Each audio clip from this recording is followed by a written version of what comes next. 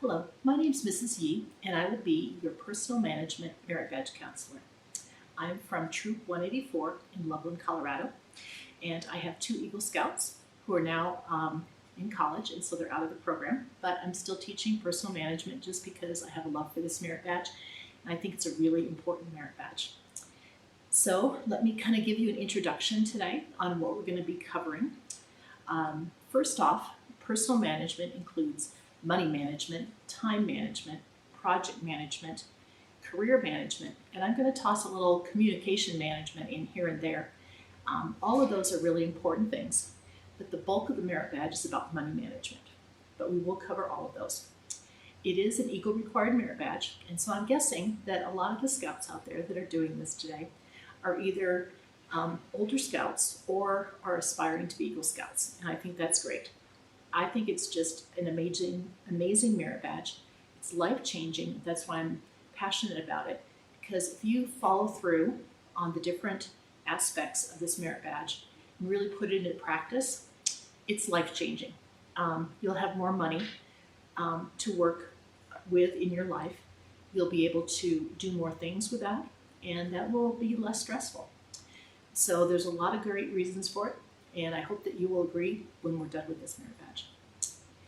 So as we do the video, there is an online piece that will be included with this, and I'll answer those questions, or whoever your merit badge counselor is at that time will do that in the live portion.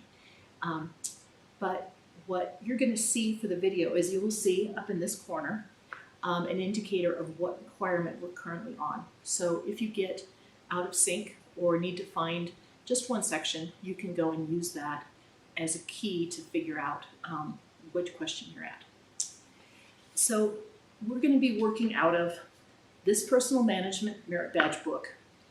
It was was brought back out in 2019. That's the revision we're on, and there was a change to it in September of 2020. And it's really important for you to use the merit badge workbook.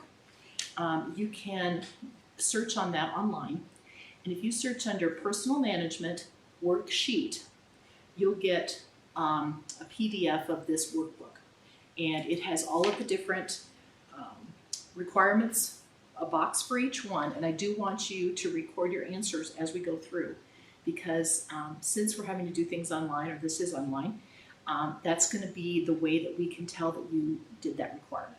There still may be some meeting with your counselor and filling out blue cards. All of that will be worked out outside of this video.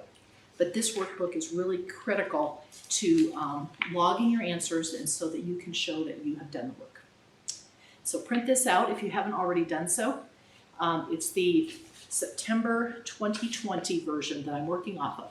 But if there's a new one that's come out since this video was created, most likely it is really close to this, and so I wouldn't worry about the difference in the revision. It still is going to be fine.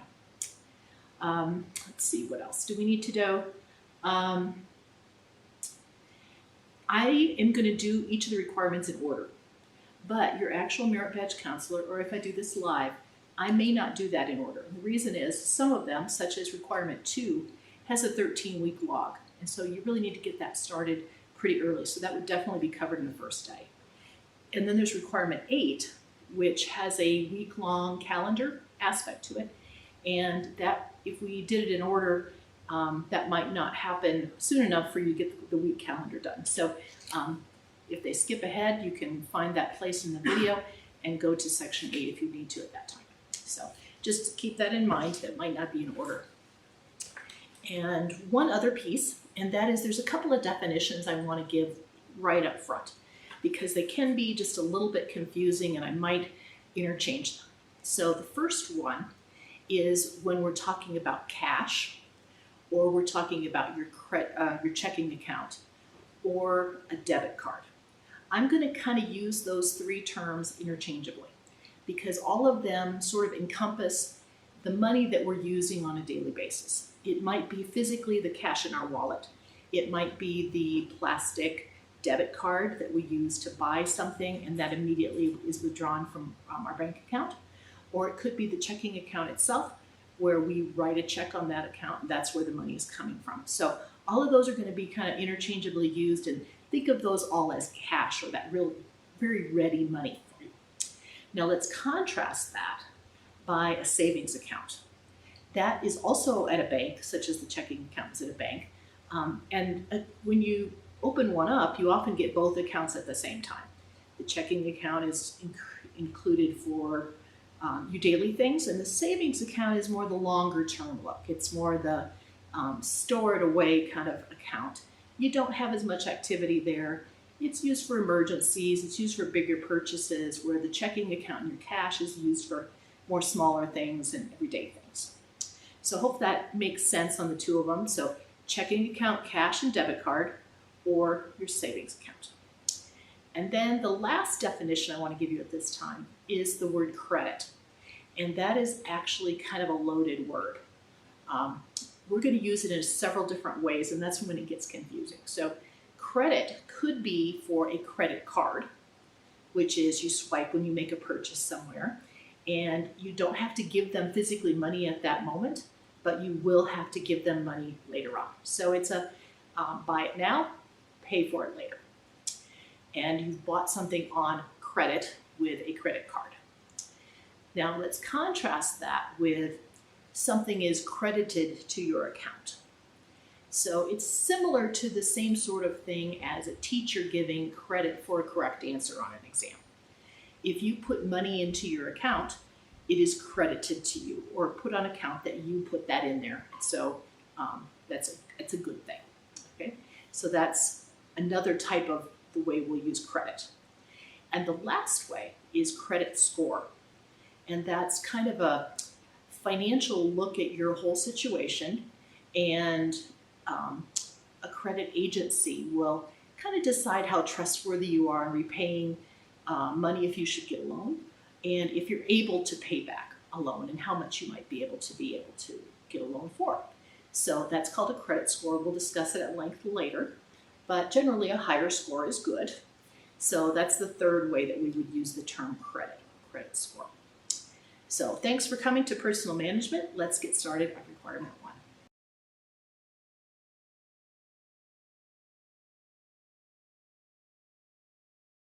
So let's get started on Requirement 1. Now this one is, choose an item that your family might want to purchase that is considered a major purchase. Now this is going to vary from family to family, but I'm just going to say, let's make sure that the item is more than $100 and that it's a stretch goal for your family. So if we're choosing an item, over the years when I've taught this merit badge, some typical things that come up are we need a new computer for our family, or we might want to buy a new house, or remodel something on the one that we have, or we need a new roof, for example, or we need a new front door, or maybe we need some furniture. We need a new couch, or our refrigerator is about to die, and so we need a new something there. It might be we want a new pet, and maybe it's an expensive pet, and so that's a bigger expense. I've even had somebody that was going to buy, or their family wanted to buy an island, and that had never crossed my mind before. But I guess you can buy an island in various parts of the world, and they're about the cost of a house here on the low end if you buy a small island. But it's kind of a fixer-upper. You don't have any electricity or services for that.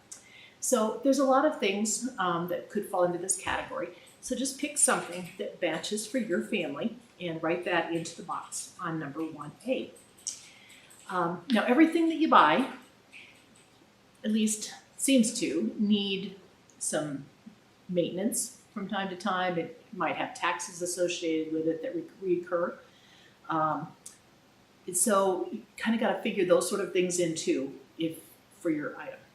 So jot that down in your box, and then let's look at number 1B, which is write a plan that tells how your family would save money for the purchase identified in Requirement 1A. So writing a plan for that. So there's a number of things that your family could do. So the things that come to my mind, or we could set aside some of our disposable income for that. So how would you do that? Well, Maybe somebody has a tip jar, or not really a tip jar, but they get tips in their job. And maybe you put all of those tips into a coin jar at your house, and that, is saved for the big item. Or just, over the course of the day, you end up with some coins in your pocket and put those in that coin jar. That can be a way to sort of not realize how much you're saving for that item. Another thing would be to wait to purchase something else so that you can use the money that you do have to put towards that new item. You could also work extra hours at an existing job. That might be a possibility. Or add on an additional job of some sort, such as for our scouts, you might want to talk to a neighbor, for example, that might have some leaves to rake or some yard work they want to do. You could ask grandma if she needs some help with something and might pay you something. So that's adding a job or adding some extra hours and extra income for finding extra money to buy that item. The other thing you can do is cut out some expenses or make a choice that makes it a little cheaper than what you normally might have done. So for instance, a big one on this is the choice of either eating at home and cooking or to go out to eat. And I'm a big fan of the cookie merit badge, and I will say this probably throughout all of the different requirements on this merit badge. Learn to cook. It will save you a lot of money over the course of your life. And I just can't emphasize it enough that will save you money. And oftentimes the quality will be much better and better healthy eating for you. So definitely would encourage that. You might also skip something, such as maybe you normally do a movie night or you do go to a certain game. You might skip that and just stay home or do something else that's less expensive. So those are some options that you could do, and I'm sure you can come up with some more on for your own for 1B, which is writing your plan to save money for that item. So do that now, if you haven't already been doing that while I've been talking. And then let's look at 1B1, which is discuss the plan with your merit badge counselor. So since we're not having a real back and forth conversation here, let's just sort of summarize what those things that could be in your plan. They're either going to be something along the lines of bringing more money into your family, such as those extra hours or extra jobs, or a way of spending less. So saving money in activities you do or do not do. So it's a more income or fewer expenses. So that's where you should be really thinking about for doing that. So now, question 1B2 is to discuss the plan with your family. And this is going to be homework. So note that, put maybe a star or something by that box that I need to contact my family and do that. Maybe you have a family meeting, or you could just talk over dinner sometime. Oh, I have to do this for my personal merit or management merit badge, and discuss what ideas your family have. You might be surprised at great ideas that they have. So that about covers that. So whoever is going to be checking your workbook later will need to make sure you talk about that and how that discussion went. And then number 3 is discuss how other family needs must be considered in this plan. So you might say, hey, I want to save some money, so we're not going to feed my sister this week. Well, that's not practical. And your sister's not going to be real happy about that. So, but let's, talk seriously here. What could be a family expense that needs to be considered, or a family need that would come first over buying this new item? Well, for example, you might have had some sort of medical situation in your family, and that family member's medical needs might come first over purchasing something or product. And so that has to be worked out as a family on how you're going to do that. Another possibility could be, say, the family car needs some sort of repair done to it. Maybe it had an accident, or it's getting old and it needs new tires, something like that.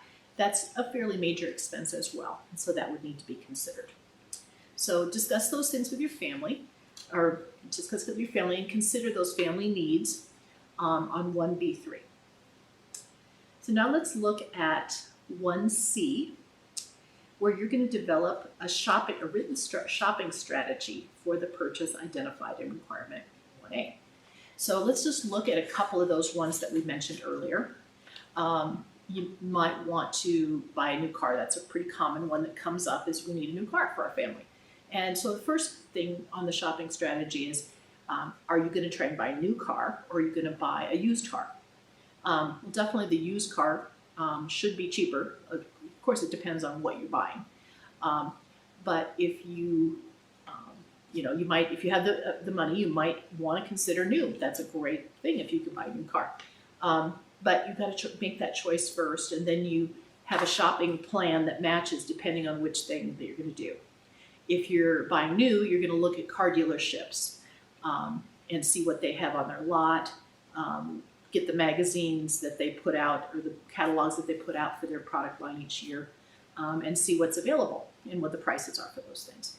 If you're buying used, you're going to be looking for, say, ads in the newspaper, where they have all the pictures of different cars that people are trying to sell.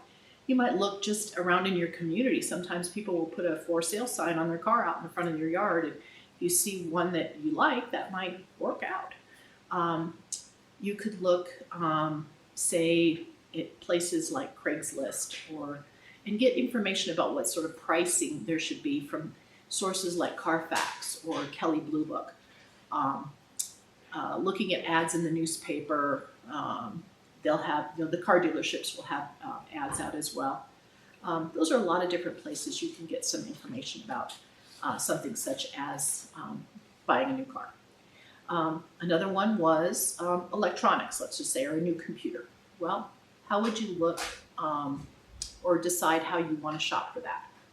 Well, first you really need to figure out what your needs are. If you're buying a computer, maybe you need to do a particular task, or you need a laptop versus a desktop, or an iPad, or a tablet, or whatever it might be, or a new phone. What are the features and price for each of those things that make sense for what you need?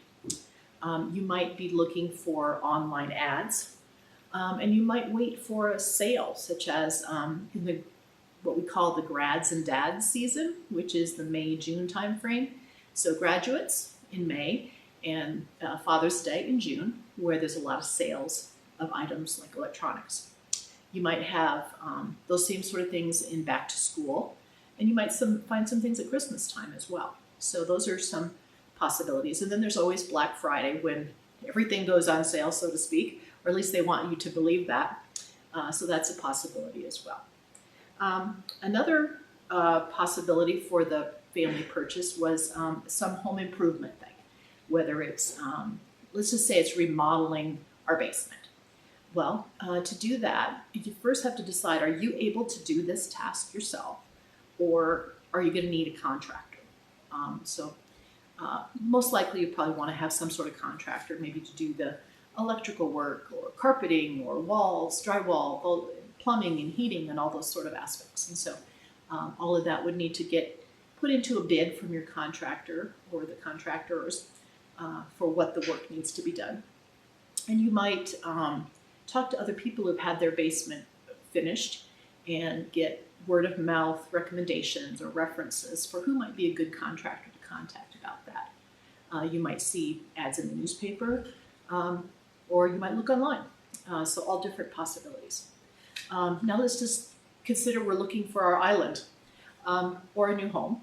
Well, in that case, you're probably going to start with a realtor that works in the area where you're interested in, and compare what prices are and what you get for that. Go see some properties and see if those are in the price range that you're looking at, and what features are available, and if it's something you want to pursue. So for your particular item, come up with your written shopping strategy that matches for your item, and then get that written down into that box on 1C. Okay, now let's look at 1C1, which is determine the quality of the item or service using consumer publications or rating systems. So we've kind of touched on a little bit of this. For determining the quality of something, particularly like when we talked about a used car, you might use a Consumer Reports magazine or online reviews to compare quality of that particular item over time. You might be a little, from personal experience, I would just recommend sometimes when you're buying a new car, you might not want to buy the first model year because sometimes they've got some bugs to work out on that. Similar thing on electronics. If you're buying used electronics, sometimes there's problems with them that are really difficult to diagnose. And so it may work most of the time, but not all the time, and that can be pretty frustrating. So just a couple of things to consider about the quality of what you're trying to purchase. And as far as the home improvement project, really talking to people who have used that contractor is a really important thing to see what problems they ran into and how well they were to work with for doing that project. All right, so let's look at, okay, I think we can switch the page here. So the last one here is 1C2, and that is comparison shop for the item. Find out where you can buy the item for the best price and provide prices from at least 2 different price sources. So of course it's going to vary depending on your item again, but let's just say we're doing the electronics. You might look online for some purchasing the computer. You might try a brick and mortar store such as a Best Buy or a big box store like a Walmart, Target, those sort of places for those sort of electronics. And then record the price. So this is homework again. Note that, homework. Put a little star or something by it. And then the second box is call around, study ads, look for sale or discount coupons, and consider the alternatives. So just note what you discover from your research on the different prices. And here it brings up a new thing we haven't talked about yet, which is a discount coupon. Now, particularly for electronics, there can be a discount coupon or code right at that time. There's also online services like Honey that can give you a discount while you're shopping. Or you can look for rebates, which is another thing. So the discount coupon is on the front end and the rebate is on the back end. Now with rebates, they often really hope that you don't turn the rebate in because they want you to make a copy of your receipt, for example, in this particular form, and maybe the UPC code on the box, and put all these things together and mail it off in a certain time frame to somewhere, and then in 12 weeks you'll get a check back or a gift card to spend. Rebates are great, but you do have to jump through the hoops that they specify and do it exactly as they say to get that money back. But it can be significant depending on the item you're purchasing. So for the last 2 boxes, we've got can you buy the item used, and also should you wait for a sale. So for example, a car, you can obviously buy that used, and oftentimes the dealerships might have incentives for certain times, and also the salesman might have quotas that they need to meet. So end of the month could be a good time to buy a car. End of the year might even be a better time to buy a car. We once bought a car on December 31st, and it seemed like a good deal. I don't know if it was the best deal possible, but they were motivated to sell the car, it seemed. So that was an opportunity for us. And then should you wait for a sale? It depends on how badly you need the item. And if you have the time, sure, why not? Particularly if it's an item that does go on sale regularly during these different periods of time, such as Grads and Dads, Black Friday, back to school, that sort of thing, that you can sort of predict. So that pretty much wraps up item 1. So let's start looking at requirement number 2.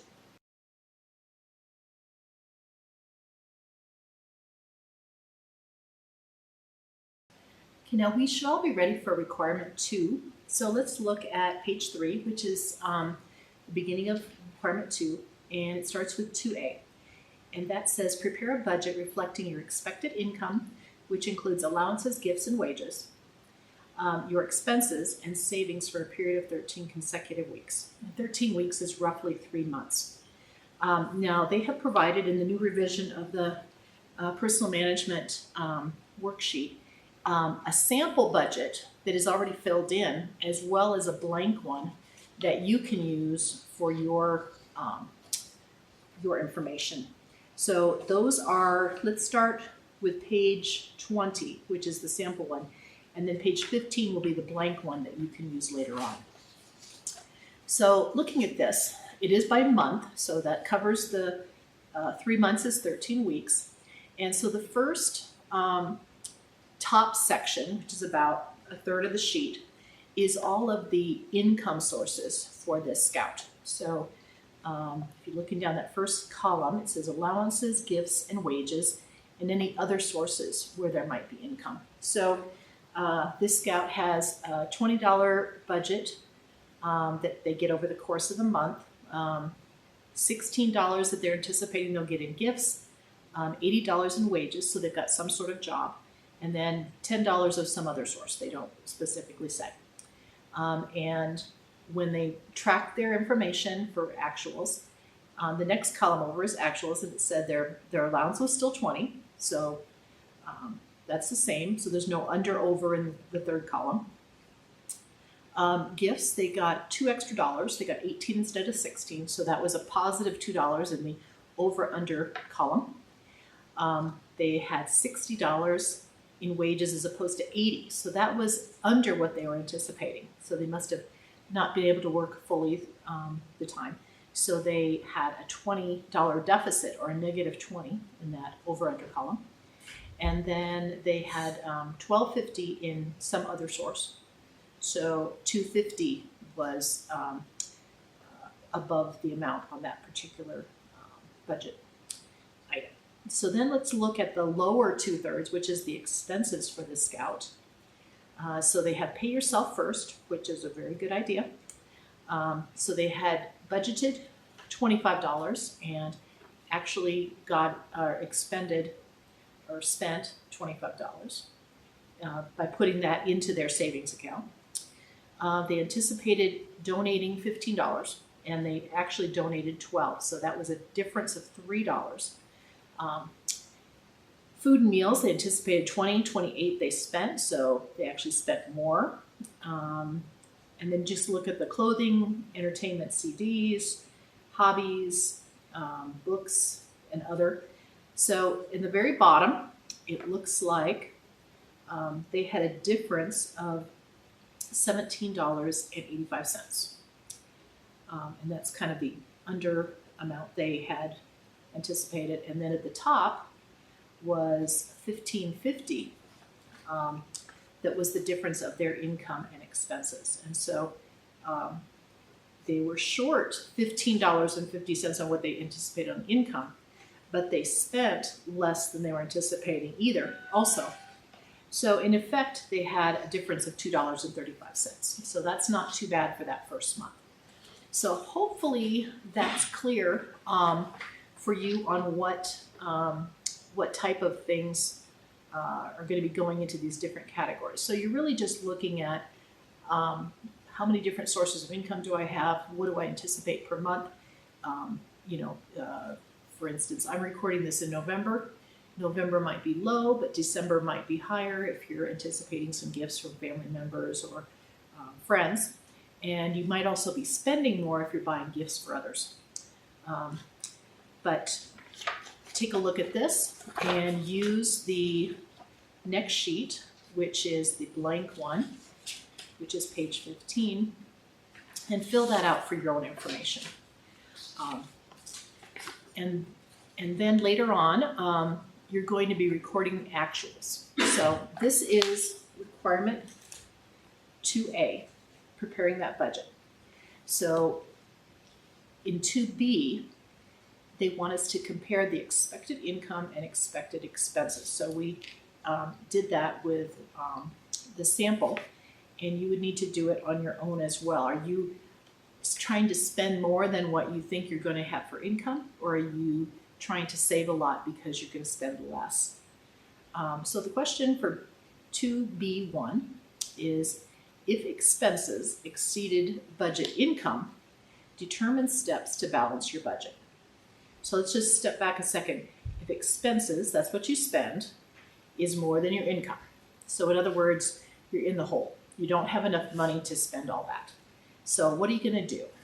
Well, you can find ways to spend less, or you can bring more money in. Maybe like we talked in the earlier session, talking about finding new sources of income, maybe helping grandma or a neighbor with some projects, or really looking hard at the expenses that you planned and saying, you know what, I really don't need to do that. And make those adjustments as needed. Maybe there's a different way I can still accomplish it without spending as much money. So that's what they're looking for on 2B1. So as we turn the page, on this one, we're looking at income exceeds budget expenses. That means you have more money than what you're anticipating to spend. State how you would use the excess money that works out of your budget. So they're suggesting perhaps a new goal or some savings. And those are some good things. Maybe there's something you need to buy that you've been putting off.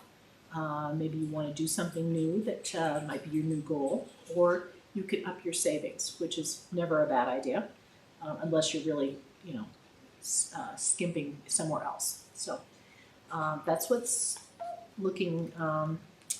they're looking for on 2B2. So let's look at 2B3.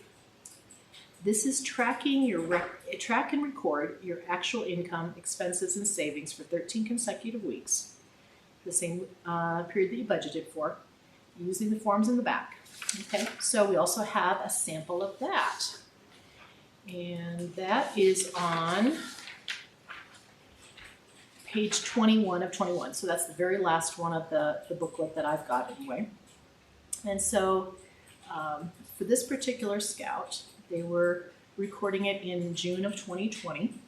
And so for week 1, they spent $8.50 for a movie with friends. And so then they had originally had a balance of $15. They spent that, so then they had $6.50 left. Then they bought some food at lunch at school for $4.25, which dropped them down to a balance, or the cash they have available, at $2.25. Then they worked three hours at their restaurant job that earned them $18. So now the balance is up to $20.25. And then they got some allowance from mom of $5, and it came up to $25.25. So you basically can see how this is working. The $15 was the beginning amount that they had in their wallet or their piggy bank or your checking account, whatever cash means they were using. And then every time they spent something, that was a subtraction. And every time they got money in, that was in addition to that running balance. So you're going to do the same sort of thing. So the way to think about this is you might do it by keeping receipts. You might just keep, if you've got a phone that has some way you can record what you're spending and what you're making, that might be a way to record it. You might just have a little notebook that you write down when you spend something, write down when you get something in. But keep that information, whatever system you choose to use. I personally use a checkbook. I'm kind of old school that way, that I can keep track of in and out that way. It is a little complex because I also then have cash, and I don't do it with that. But you just need a system. So that's my my message to you at this juncture with the requirements is this is a great way to do it. And I think you're going to learn a lot about yourself as you do that. As I've seen a lot of scouts logs of income expenses, some of them, particularly the older boys, had after-school jobs But they also had a lot of expenses from that fast food restaurant that just happened to be right next to their school.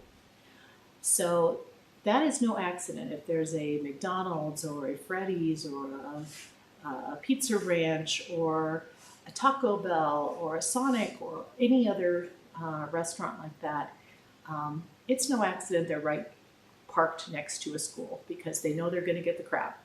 And so one of the scouts I recall, he had a pretty good chunk of income he was making every week at his restaurant job, but he was spending $8, $9 almost every day at one of those restaurants near his school. So those are some of the things that you're going to probably pick up. You're going to probably find out, as if you didn't already know, if you're a spender or if you're a saver. And if you have money in your pocket, if you're ready to spend it right away, or if you want to hang on to it. And this is going to be a great exercise for doing just that and figuring that out. So let's drop back to the last portion of requirement 2, and that is 2B4. Compare your budget and your actual income and expenses to understand where your budget worked and when it did not. With your merit badge counselor, discuss what you might do differently next time.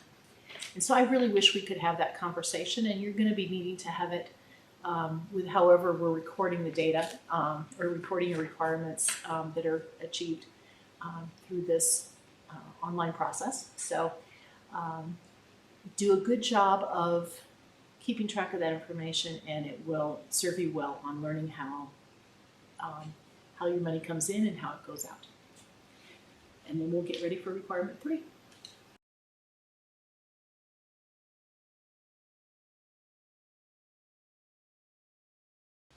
Now we're ready for looking at requirement 3 on personal management. And this section is a little bit different because there are 8 different things we're going to talk about. But you only need to record your answer for 5 of those. But I encourage you to maybe jot down just a little bit on the ones that you don't consider part of your 5.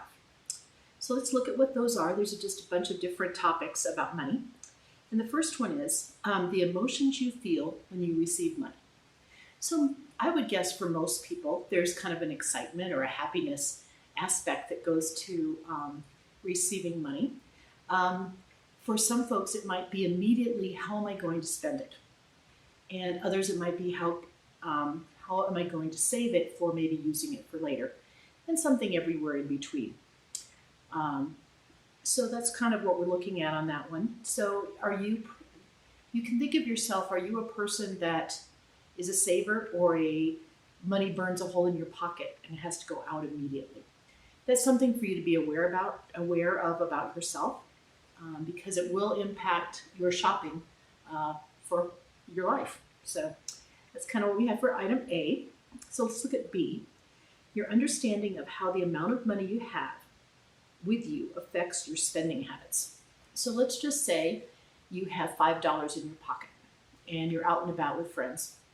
I would imagine that you're tempted to use that $5 for maybe some junk food or something at a convenience store, a Slurpee or a soda pop or some chips or maybe a burger, something like that for a small amount.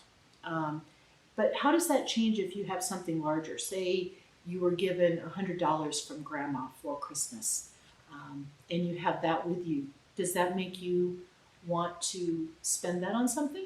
Or do you feel that urge to save it because it's a larger amount and it can be combined with other money later on for something very sizable? So think about how that impacts you and might affect your spending habits. And if you had the $100, would you still spend some on a Slurpee and junk food, or would you just try to save all of that, or maybe a combination? All right, let's look at C. There's 2 parts to this one. The first is your thoughts when you buy something new and your thoughts about the same item 3 months later. And then explain the concept of buyer's remorse. So you bought something new. Let's just say you got a new video game, and instead of a physical game, you got it online these days.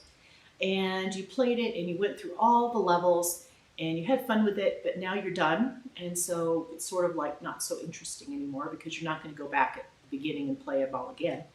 And so it was great for while it lasted, and now it's kind of done and old news. Um, Something else that might be, say you got a new phone and you're just as much in love with it on 3 months later as you are when you first got it. And you figured out more things about it, and you love it.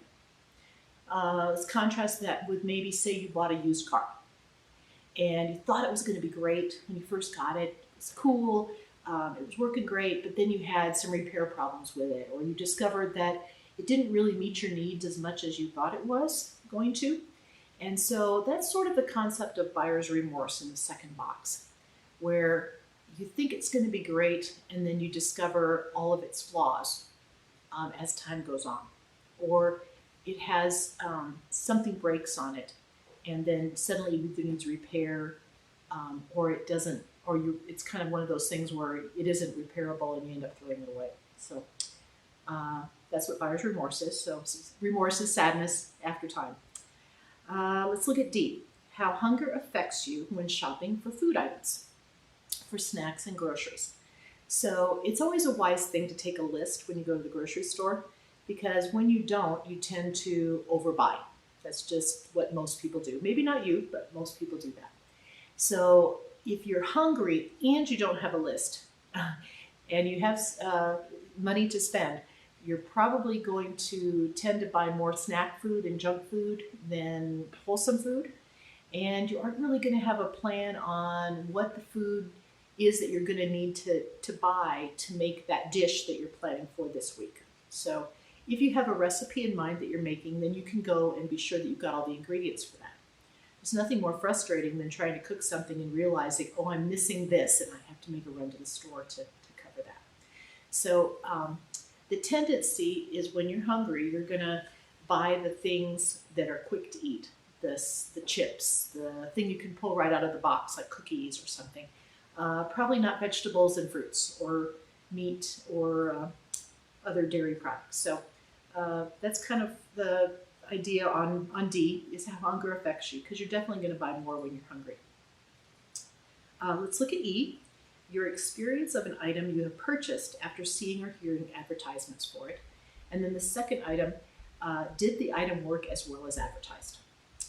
So let's just pretend you bought some sort of electronics, maybe say a laptop, and it works pretty much how you thought. There's a few little things with it that you didn't expect, little quirks and whatever, but you know, primarily it does the job, and you're satisfied with it.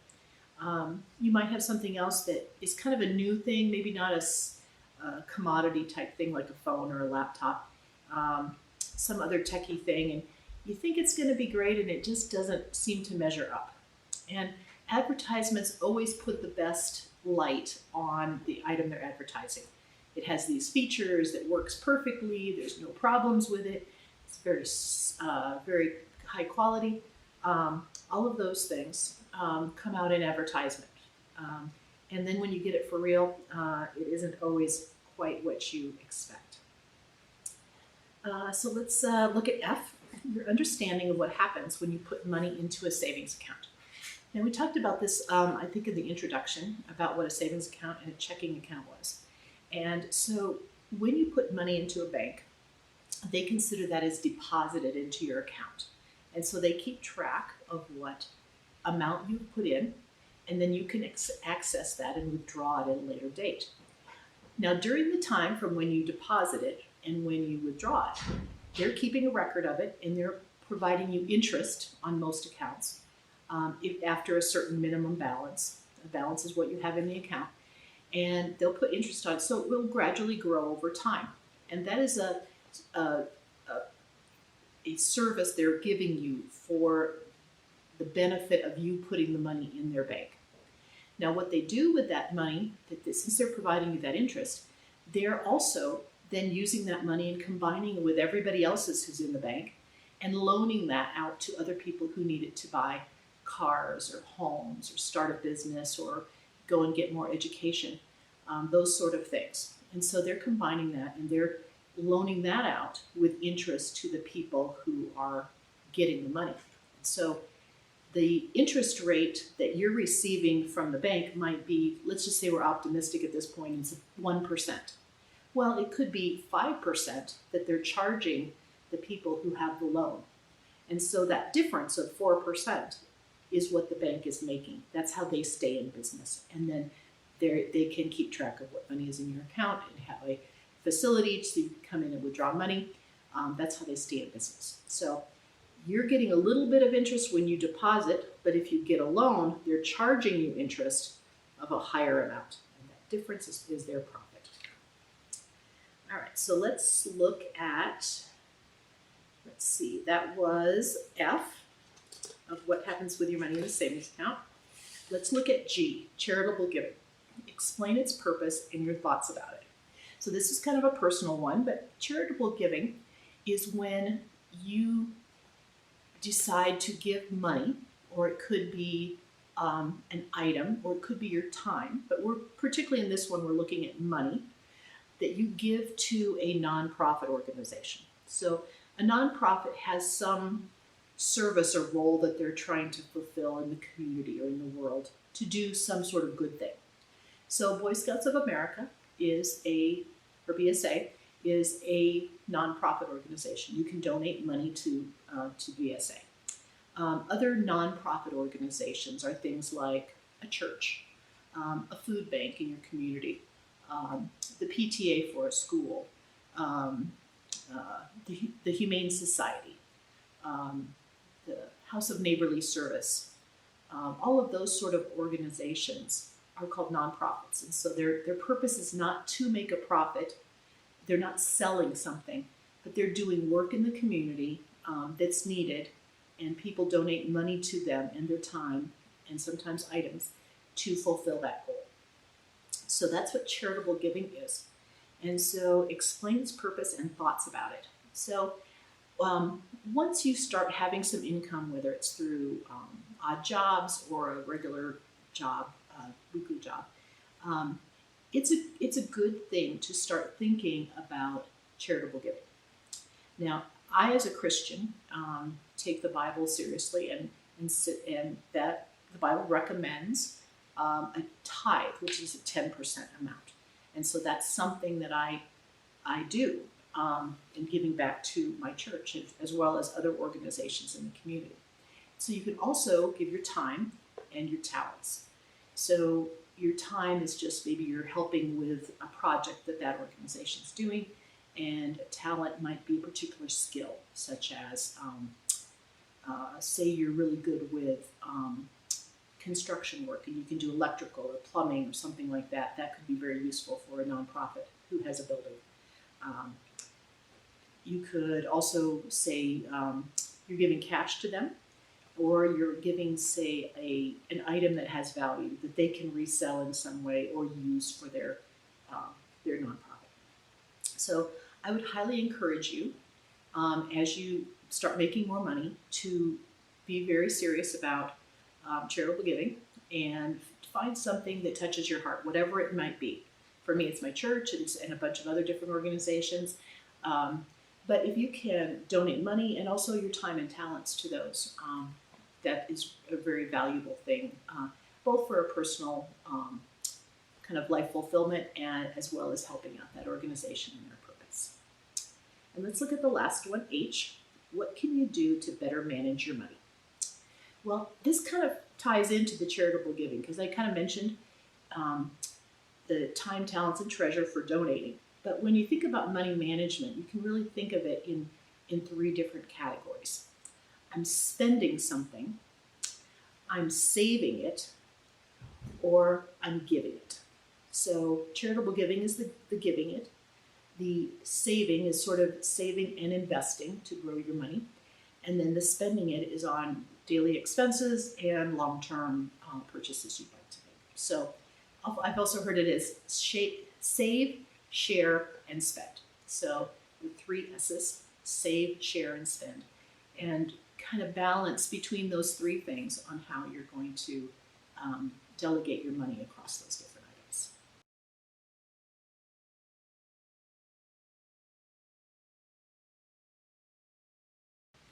So now we're ready to look at requirement 4 in personal management. And this requirement begins to look at savings and investing. So in item A, the difference between saving and investing, including reasons for using one over the other. So let's kind of go back to what we talked about in the beginning. At first you have the cash and the working money. And when you have enough of that to meet your daily expenses, then you have a savings account that has money in it for emergencies and for larger purchases that you're planning. So once you get that savings amount to a place that you're comfortable with, and this is going to vary depending on where you're at in life. If you're a teenager, you obviously don't need a huge amount of savings unless maybe you're saving for a car. But when your parents are thinking about savings, they're thinking on a larger scale because they have more concerns, such as maybe multiple cars in the family, your home, your education, and other responsibilities that they may have. And so what is considered a comfortable amount for savings for them is going to be probably quite a bit more than what savings is for you. So once you've gotten that amount that you're comfortable with for savings, then you can invest. And so extra money can go to some investments. And the purpose of those are to actually grow your money, because you don't anticipate that you're going to need it in the near future or even maybe a couple of years out. And so it can be put into something for a longer stretch, and the purpose is to grow that money. So it typically is going to have a riskier investment, and the anticipation for growth is going to be higher. And some things that you might use for investing are stocks or mutual funds or bonds or some other different items that we'll talk about in the next requirement in number 5. So the third box here, you should kind of define what savings and investing were. So the reasons for using one over the other. So think of it as the 3 phases. Got to have some cash, got to have some savings, and when I've got those 2 covered nicely, then I can invest. And you really need to get those first 2 in place before you can really get into the investment point. All right, so that covers A. Let's look at B, the concept of return on investment and risk and how they're related. So I kind of just briefly touched on this, is that when we're investing, we expect a return. That's the growth in the money that we put towards it. And for an investment, we expect that to be higher than, say, from a bank account that gives us interest. Now, when I'm doing this video, interest rates are historically quite low right now. It might be a fraction of a percent for a savings account. And that's not going to make you a whole lot of money. But you would hope that if you're a wise investor, using other things like the stocks and bonds and mutual funds will give you a higher return. And that's more growth on your particular money that you put towards it. So for a higher risk, you expect more return. And if for a lower risk, you would expect a lower return. And so that's the return on your investment. So what I would consider to be a lower risk thing would be, say, a stock such as maybe a Walmart or Pepsi or Kroger stores or Ford or Apple stock. Any of those kind of household names tend to be lower risk. They may not make you as much as you might want, but they're probably all going to be around for a while, and those would be a lower risk, and probably also, depending on the one, maybe a little lower return. A higher risk stock would be something more of a gamble. Maybe a new technology, a company that's working on something brand new, or a drug company that's working on the next big medicine. Those are going to have potentially a much higher return, but also you could lose all your money in that too. And so with investing, there is that risk that if the stock, the company doesn't perform, you could lose your complete investment. That's different from those savings account at a bank, which your investment or your amount you put into the bank is quite safe and it's federally insured. So let's look at C. concept of simple interest and compound interest. And so you really don't see simple interest around anymore. That's basically, you calculate the interest for your deposit once a year. You get a lump sum at the end, and it's a very simple calculation. Compound interest, on the other hand, is they're continually putting the interest that has been accrued back into the principal, and so it's recalculated every day. And so your principal is gradually getting bigger as time goes by, and so therefore you do make more money. Now, in our low interest rates of today, it's not going to be a whole lot, but if interest rates were, say, 5 or 6%, like they have been at previous times in our history, that could make a big difference in the amount of interest that you would accrue. So simple interest is one-time calculation, compound is repeatedly, and that's typically what everything's going to be today. So let's look at D, the concept of diversification in investing. So I would recommend that, particularly when you get started in investing, you diversify, and that is, the root word is diversification, which is a number of different types of things.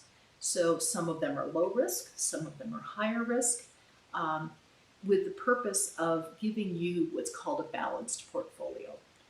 It's kind of a big word, but it means that you're kind of dabbling in a lot of different things, hoping that something will do really well and that all of them will do okay. And if one investment is bad, the others will make up for the loss in that particular thing. So diversification might be diversifying in a lot of different stocks in different segments of our U.S. economy, such as maybe you're investing in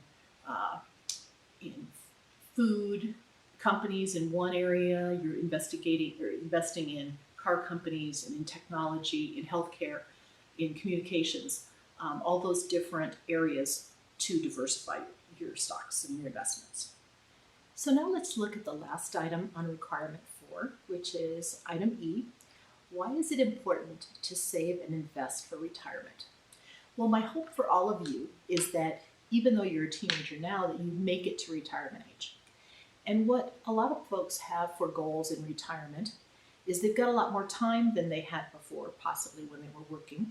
And so they want to be able to use what money they've saved and fulfill some lifelong dreams. Maybe that's traveling or being able to do some project that's important to them, or some charitable work, or whatever it might be.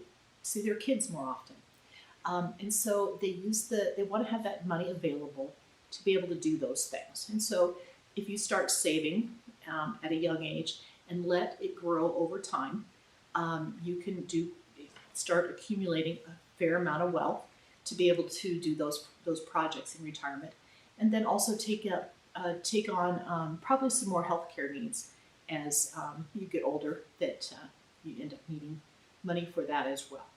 So the way to look at this is, early in your life, when you don't need that money for retirement yet, you're putting your money into more risky things in the purpose of saving for retirement. And then as time goes by and you get closer to retirement, the amount of risk that you're willing to assume is less.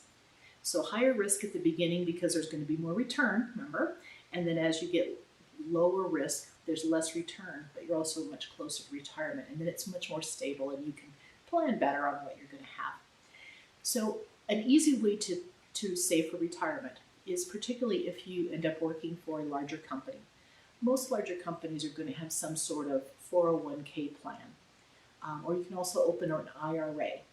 And a 401k with an employer will have some sort of plan where you can put some of your wages towards that 401k, and then you don't even realize that you've earned that money. It's just set aside. Each paycheck goes into that account, and it then is invested into stocks and bonds and mutual funds, or whatever the plan is for your employer. And you don't even really realize how much you're saving. But quite a bit of wealth can accumulate over time with those sort of investments. And the stock market over time has done well to make that happen. So that's a really easy way to do it. But then you can also open an IRA, or just have investments such as maybe real estate or getting your house paid off, or just savings accounts, money market accounts that can work towards that goal of retirement. So I think that completes requirement 4. So we'll move on to 5.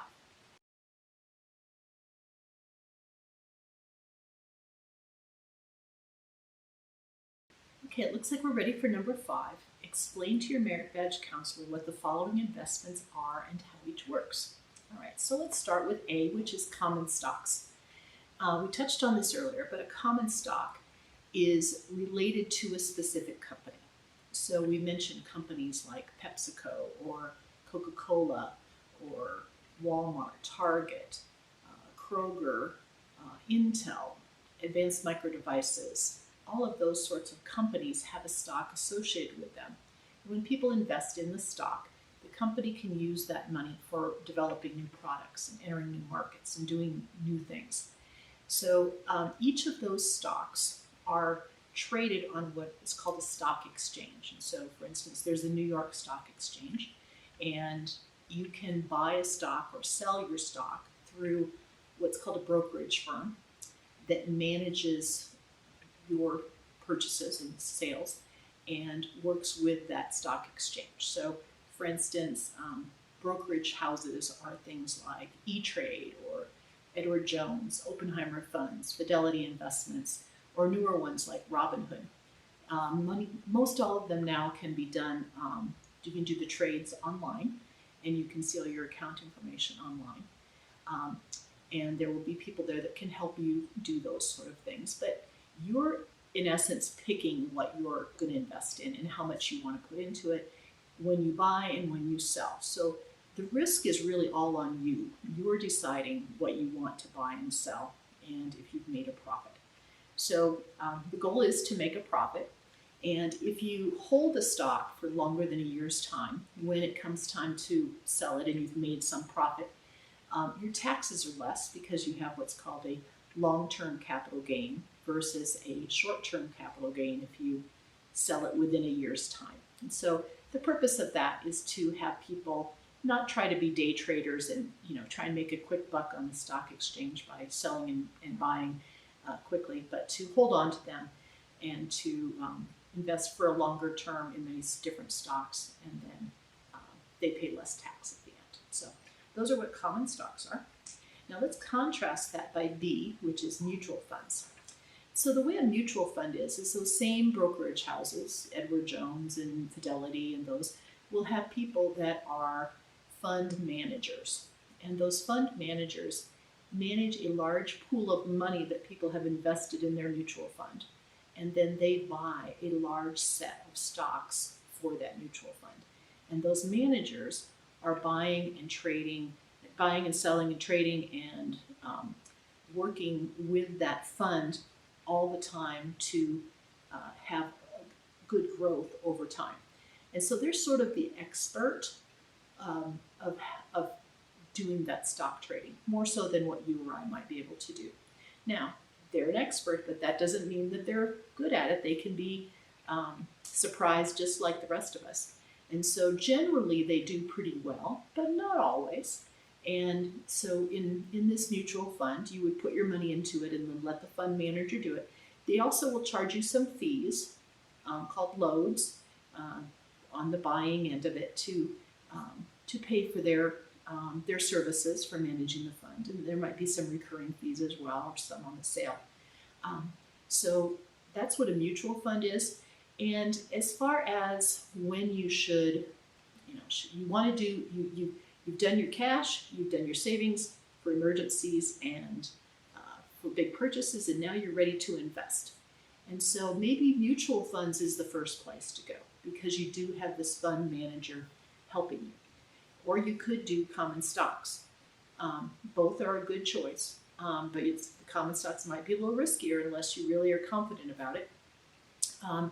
Mutual funds are a good choice though. Now one thing you'll hear from people over time is they'll offer their stock picks, for example. And they say, oh, this is a great stock, it's going to go up, something's wonderful about it. The stock market And then hence mutual funds are driven greatly by what's happening in the news, how people feel.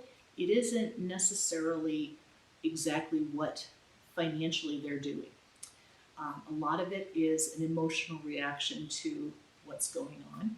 And if this company is perceived as a hot company and what their price is relative to their earnings and how much stock is outstanding, all of those sort of things play into it.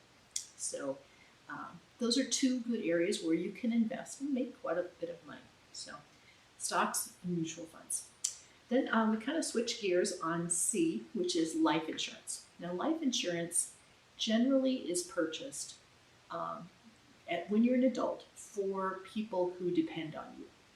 So, for instance, someone who is working in the family, like a husband or a wife, might buy life insurance in case they were to die, the life insurance policy would pay out to the other spouse or to a dependent children. And so that's a way to make sure that those people who depend on you are taken care of after you would die. So that's the primary purpose of life insurance. And there's really two types, whole life insurance and term life insurance. Term life is a set amount of time that you can have the policy. It's lower cost, and you just buy it in case you die. Whole life, there's actually can be a savings component to it, and you can keep it longer than just a set time. So you will die sometime. So if you keep it up, it will pay out eventually.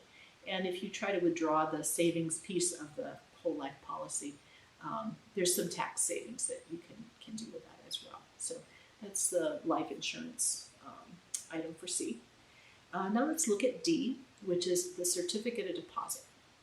Now this is also purchased at a bank, kind of like your savings and checking account. But the difference with a CD or certificate of deposit is that you lock in your deposit for a set amount of time. So for instance, let's just say you have $10,000 and you say, you know what, I don't need that $10,000 for a while. I want to get a CD and you can have it for a year's time. Well, when you do that, you allow the bank to be sure they've got it for that time, and then they give you a higher interest rate. So whereas you might be like less than 1% for just a general savings account, it might be 1% or a little more for a CD, depending on how much you're investing. And if you invest for a longer period of time, the interest rate should be better because you are committing to a longer period of time. So more time, higher interest rate; less time, lower interest rate. And one way you can kind of use this to your advantage, because you aren't going to have access to that money during that time. So if something came up that you need a new car, you need that money, well, you can pay a penalty to get access to it. That's not a good thing.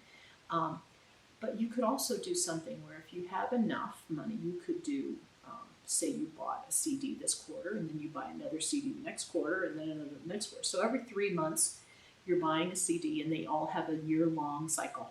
So as one is maturing, another one you're starting, and another 3 months later, another one's maturing, so you'd have access to that money at that time. So that could be one way to have these rolling maturity dates that can give you access to that money. All right, so let's look at 5E. What's a savings account? So we've talked about this from time to time. Savings account is at a bank. It's a small amount of interest, but they do give you some interest. And it is a very safe investment, just like the certificate of deposit is a safe investment from a bank. Those are federally insured, so the government is insuring that through a company known as FDIC, Federal Deposit Insurance Corporation. So that insures your money. So if the bank should go under, you should be able to get that money back. So the last one is 5F, and that's a U.S. savings bond. This is a little bit different thing. It is sold by a bank, and you are actually putting money into it towards the U.S. government, so they can do what they need to do for government activity.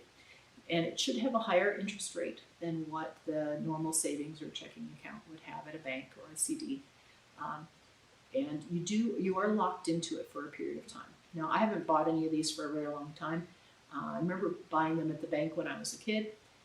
You'd buy a savings bond it had a face value of $25, and maybe you paid $17 or $18 for it. But then you had to keep it for 7 years, and then you could redeem it. And if you kept it longer, then the interest was accumulating all that time, and so they had some way of calculating what that was worth. So it was a good investment at that time, but you should be checking into what the rates are and whether that makes sense for you before investing in one of those. So those are the different ways of investing your money.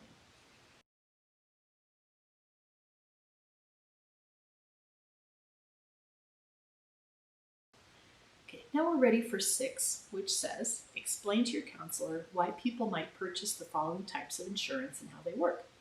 So this is a new requirement for this revision of the personal management book. We've never done insurance on here before, but this is a good one to add because if you have, for instance, for a automobile, if you want to drive, you will need to have insurance for you as a driver. So if you have an accident, you are going to be covered by your insurance policy for the damage you've caused to other people's cars or property or to their health by physical injury. So when you buy insurance of any type, you pay what's called a premium, and that's the fee for getting that insurance. And then if you have a claim, it's called, such as you have an accident, the insurance company will pay most, but not necessarily all of it. They will require you to pay a little bit up front first, which is called the deductible. And so that varies depending on what type of policy you get. If you have a higher deductible, which means you pay more if you should have an accident, then your policy is going to cost you less. If you have a smaller deductible, typically your policy will then cost you quite a lot more. So that's really what is happening with automobile insurance, and there are different pieces of it. There's different portions of it that are for liability for you as the driver, and there's comprehensive and collision. And so when you need insurance, those are things that you'll want to pay attention to for the amounts that you have in your policy for each of those different categories. Okay, let's look at health insurance. Now this is for you having, say, cancer, or you need to have surgery, or some other, dental insurance, medical insurance, all of those type of claims for your health. And so it pays your medical bills, but just like with automobile, there's a deductible, and higher deductible, the lower the premium price. And oftentimes you'll get health insurance through an employer. That's a benefit of working for an employer, that they cover some of that. And then some of it you pay for as well from your pay. That's health insurance. 6C is homeowners or renters insurance. So these are kind of two different things, depending on if you own the property, the building, or if you are just renting it from someone else.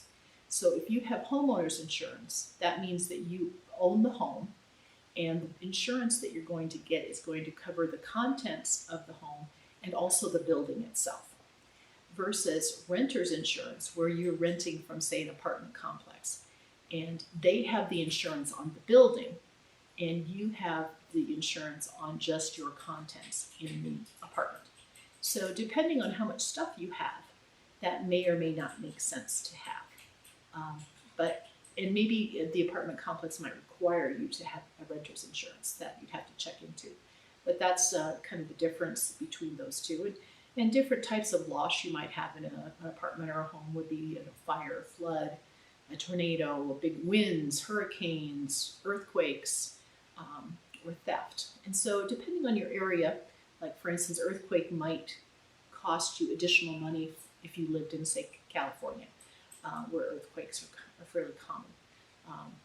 And if you lived in a floodplain, for example, in a very low area that tends to flood, you might have to pay more for that kind of insurance. So it's all worked into the policy that you would buy.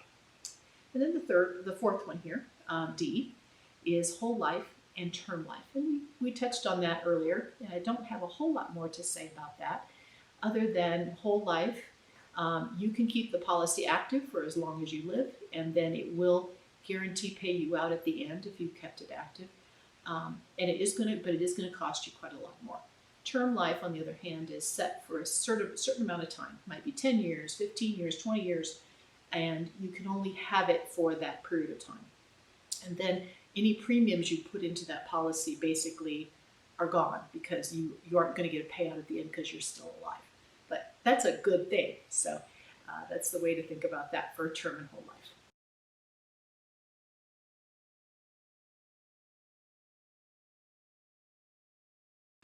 Now we're ready for number 7, and that says, explain to your merit badge counselor the following.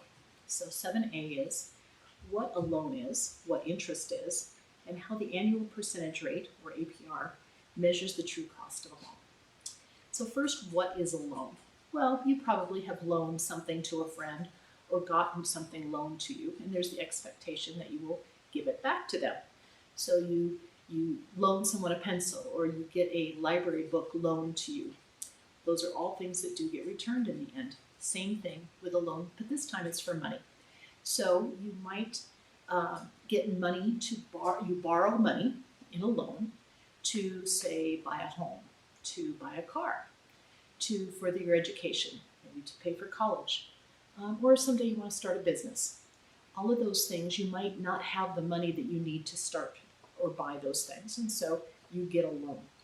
And that's a great way for people to be able to own homes and own cars when they don't have all the money. But the drawback of that is that you do have to pay it back, and you have to pay interest on that. And so that's the second box, is what is interest? And so it's basically the fee that you pay for the benefit of receiving their money to buy the car or the house or build your business. So it can vary greatly depending on the type of loan that you get, but it is a way for you to move forward. So that's what interest is. And the third box is what is an annual percentage rate? And how does that capture the full cost of the loan? So you might have seen ads or sales that say low interest rates. Well, that's great if that's all that you're going to be having to pay in addition to the money back. But there might be some hidden fees associated with it, or other costs of completing the sale. And so in doing so, an APR, or an annual percentage rate, kind of normalizes everything and brings in those extra fees and other costs so that you can compare apples to apples from one loan to another loan and what it's really going to cost you. So let's look at 7B, the different ways to borrow money. So there's a lot of different places that you can borrow money from. The obvious is the bank. They've got your checking, savings, CDs, money market accounts there, and so they're in the business of loaning out money. So that's an obvious choice. But you can also borrow money from family members. They might think that, you know what, you're good to buy a car, and so I'm going to loan you the money and you will pay me back on a certain schedule for that service. You could also, if you're buying a car, you could buy it from a particular dealership, and they have a company and organization that handles their loans, and so you actually get a loan from them, and that's specific to the car dealership. You could buy a home or a car and have owner financing, that they will then sell it back to you over time and have an agreement in writing to explain what the terms are and what you're expected to do and what happens if you don't pay it back. So you could do owner financing on something. And you could also look on the internet. There are different ways you can borrow money on the internet. And then, of course, you don't normally think of this, but using a credit card is actually getting a loan because you swipe your credit card for something, you bought something, but you haven't actually put any money towards that yet. But there is the expectation that you will be paying your bill at some later date. And if you don't, the interest rate for a credit card is actually quite high. And so you really do want to pay that back quickly. So now we're going to take a look at 7C. And there are 5 different boxes to this and a ton of information. So be sure to be ready to write down as I go through these. The first 3 are 3 different types of cards, known as charge cards, debit cards, and credit cards on your form. But let me first say, before we get into this, that each of these cards are a piece of plastic. They all basically look the same to an outside observer. But just for your protection, because a lot of them have a magnetic or a little chip in them now, and some scammers try to pass by people in stores and pick up that information off their chip. That it's a good idea to, in your wallet or some sort of card holder, that you have an FRID shielding type wallet or card. A lot of times it'll be mentioned on the wallet, but that's a good way to protect you from fraud just by being out in the public area. So wanted to get that in there first before I forgot about it. Okay, so let's look at these 3 different types of cards. Now the first one is a little confusing. It's called a charge card. And if you'd asked me what a charge card was 30 years ago, I would have said it would be like a store credit card, like a J.C. Penney card or a Sears card. Those were the big cards in the day. Those have kind of gone away. Think of them more as a store credit card. What I'm going to call this one, though, is like a prepaid Visa card or a prepaid gift card for some store, or just a prepaid MasterCard. So we're going to call that the first item, then the debit card, and then the credit card. So let's look at all of these different cards for what they are, how much fraud risk there is, what happens if they're lost or stolen, is there any interest charged to you for them, other costs or benefits of them, and if you have a problem with self-control, is that a good card for you or not? And then what my advice would be. So let's look at each of these. Let's start with that charge card. So this is the prepaid Visa. And so that's really what it is. It's a card that you put money onto it at the store. So you might buy the card at a Walmart or a Target or something like that, a Kroger store, and you pay, say, $105 for the $100 card. So they charge you a fee up front. But it's just your card, and it's really like money, but on a piece of plastic. And so your name isn't on that card. It is reloadable. You can put more money on it. There's more fees to do that. But if you lose it, it's just gone. You could maybe keep a record of the number on it, and maybe be able to contact them and get some money back on it. But most likely, if you lose it, it's just gone. So that's the risk of lost for that particular card. Now, you put money on it at the beginning, so they're not going to charge you any interest on money you've already put onto it. So there's no interest that's charged on that particular card. But there's that upfront fee. And so if you are not particularly good about self-control on spending money, this might be an okay card for you, because once you tap out the $100 that's on it, you can't spend anymore. You can always reload it, but you have to have money to do that. So it's not going to get you in debt using something like this. And so if you don't have a lot of self-control, that might be the card for you. The fees, though, are quite high. So a lot of times it's used by scammers to try to get people to, if they're being defrauded, they'll want you to get one of these cards and then give them the number on it, and then they basically extract all the money off of it. There's a couple different versions of that, like a green dot card and some other ones that scammers like to use. So that's kind of the risk of these. People who kind of want to work underneath the radar of society, don't want any tracking, will often use this sort of card.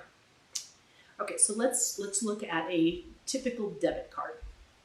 That's our second box. And a debit card is a same piece of plastic that is attached to your checking and savings account. So when you swipe it to buy something, that amount is deducted from your account. So there is no risk of, or there is no interest charged to you because it's coming directly out of your account. Now, I would strongly recommend, if you have trouble keeping track of the PIN number for your card, you've got to learn to memorize it, or at least keep it very far away from the card itself. A relative of mine had her PIN number on her card. It got stolen, and her bank account was drained down to zero. And the police had a picture of the thief, and because credit card fraud is so rampant, it's very difficult for them to prosecute or try to find them. So that was a hard lesson for her. But don't keep the PIN on it, because that's basically the path into your card. And the banks that are tracking cards now are doing a better job with finding that sort of fraud happening if your card's been stolen. But if it is stolen, you have to really identify it quickly and call your bank. They aren't perfect yet about that, but because sometimes you still have your card, but someone's gotten the number off of it. That happened to my husband. And so fortunately, the credit union that was attached to the card identified it before he did. And so they stopped it, and they were very helpful. But and they did not have any charges on his account because it was fraud. But it's still a little more risky than some other different types. So it's no interest. There's really no other card. They usually don't charge you any fee for having a debit card. And you are spending your own money. So if you have no self-control, you're just taking your own money and spending it. So you might want to avoid this if you can get a credit card. That might be a better choice if you have self-control and you can get a credit card. So that's kind of the whole debit card that's attached to a bank. Now the third type is a credit card. And this is a different one. You're actually getting a loan. The other two had money backed behind them. This one, you're just spending money on the credit card's money. So you swipe it, and they keep a tally of what you've been charging, and then they send you a bill at the end of the month. And so they expect you to pay your bill, but they will give you a minimum charge or minimum fee or minimum amount you have to pay each month. It might be $20, it might be $50, depending on what it is, how much of a bill you've got. But if you only make the minimum payment, you are going to be paying on that card for a very long time. And the interest rates that they charge for a balance that continues from month to month is in the neighborhood of 14% up to 28% if you've got a lot of debt already. And so credit cards are not a great thing if you have no self-control. If you want to just keep spending, you might need to just cut them up and go back to one of the other two methods, preferably the debit card instead of credit card. There might be an annual fee on the card. Usually it's not that much, maybe 20 or 50 bucks. You can get points on it though. That can be a benefit of credit cards, because what happens when you use a credit card, the credit card company charges the business around 2 to 3%, somewhere about there, for each transaction that they process. So that's how the credit card company makes their money. So they're doing it on each fee, and they want people to pay their bills off, so then they keep having money coming in and paying for that, and then they keep that 2 or 3% off the top. The businesses like it because they're assured of getting payment, even though it might be 4 to 6 weeks later, but they do get payment. So you can kind of see the pros and cons for it. They want you to charge, but you do need to pay it. So when someone defaults on it, that's very hard on the credit card companies. But the points are nice, so you can rack up, whether it's flight miles or, whatever type of card gives you points, and use those for purchases at the store or travel or whatever. And so I would recommend only using a credit card if you are really good about self-control on your spending, and you can pay it off every month. Because if you can't pay it off every month, you shouldn't be using that type of card, because it's just going to cost you a lot. Over the span of the card, why would you want to buy a meal now and then pay for it 3 times later because you've never paid it off? That just doesn't make a whole lot of sense. So that's kind of the scoop on the 3 different types of cards. So now we got 2 more questions to ask. What are the costs and pitfalls of using these financial tools? So prepaid Visa was that upfront 5%. Debit card didn't have any percentage charge to it, but it is using your own money, and there's a little bit more risk than a credit card. And a credit card, you can overspend and be paying a very high interest rate if you can't pay it off. And then the last box, explain why it is unwise to make only the minimum payment on your credit card. Well, if you're doing that, you're running a balance every month, and you're going to be paying 14, 18, 28% interest potentially. And that's exorbitant interest. But you're basically getting a loan from the credit card company, and you've agreed to that when you sign up for the card. So buyer beware, and use the one that matches your style of working. If you have no self-control, use a debit card or a prepaid Visa. If you do, credit cards are a great option. I use a credit card all the time. I also pay it off every month. So hopefully that makes sense, and let's move on to the next one. Okay. So let's look at 7D, credit reports and how personal responsibility can affect your credit report. So the first box is, what is a credit report? Well, a credit report sort of is a financial summary of your life. How much you have out already in loans, such as the credit cards you already have in your name, any outstanding loans, those sort of things come to be on your credit report. And there are 4 different credit reporting agencies in the U.S., 3 big ones and 1 small one. They go by names like TransUnion, Equifax, and Experian.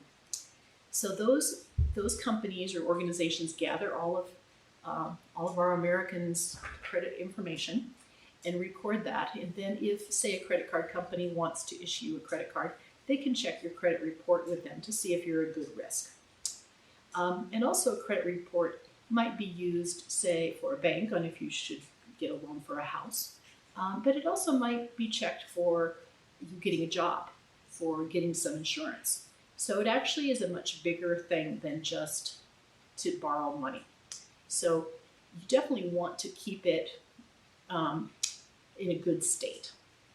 And so the next box is, how does personal responsibility affect your credit report? Well, if you have loans and you haven't paid them back, that obviously is a problem. If you're late on, say, paying your bills, that can show up on your credit report.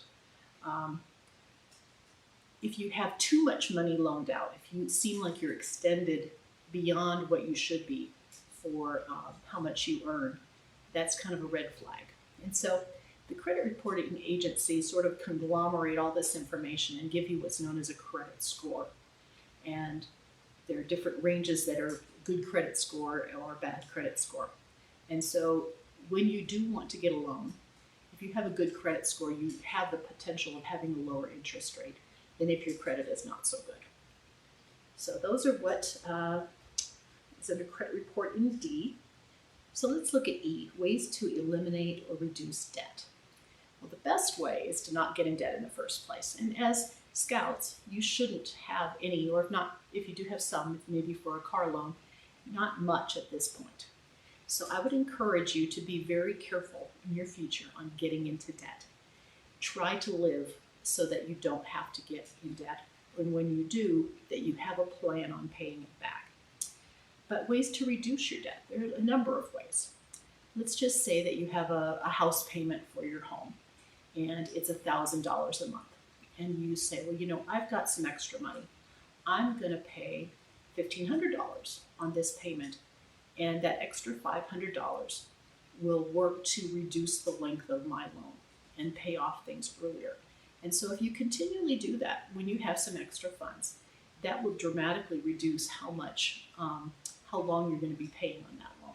Same for a car or other loans as well. So definitely worth something to consider. And just like kind of not getting in debt in the first place or reducing debt, if you're using a credit card as a means of a loan, you might have to cut it up and so that you can't use it again.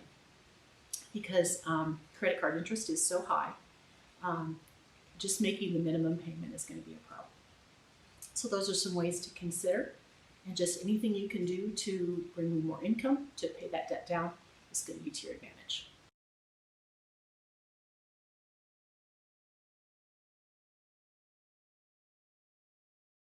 Now we're ready for requirement 8 on personal management. And up until this point, everything that we've done in personal management has been related to money management. Now we're finally moving on. So now this next one in number 8 is all about time management. So there's 4 different requirements, A, B, C, and D, and each of them are going to have an aspect of time management. So the first one, item A, write a to-do list of tasks or activities, such as homework assignments, chores, personal projects that must be done in the coming week. List these in order of importance. So these are things that are not necessarily time related. Not in the sense that it's the time for your scout meeting and that you have to be there at 7 o'clock on Wednesday night or something like that. It's going to be, I have to prep something for the scout meeting, but it's not going to be the meeting itself. So it's going to be, what are your homework assignments for school right now? Do you have a chore list that you need to feed the dog and maybe load the dishwasher or help a parent with a task around the house? So you're going to write all these different things down in a list and prioritize them, putting the most important things at the top. So make sure that you've got some things, and if you don't think you have any items that you have to do, I'm sure that a parent can help you find something that you do need to put on your to-do list. I live by to-do lists. That's the way I keep track of all the different tasks I need to do. And I feel it it's very encouraging to me to be able to cross one off that I got one finished. So I hope that works for you too. Okay, let's look at B.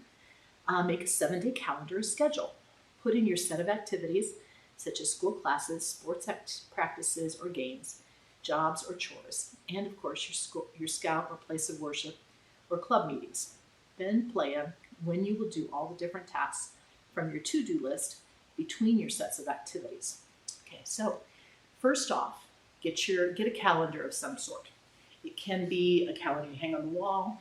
It can be a small notebook sort of calendar. It can be a calendar in your phone. Any of those things. And then block off in probably hour-long chunks or hour-and-a-half chunks, whatever makes sense, when you have different things you need to do, such as, 10 o'clock on Sunday morning, we're at church. So 10 to, let's say, 11:30, that's a block.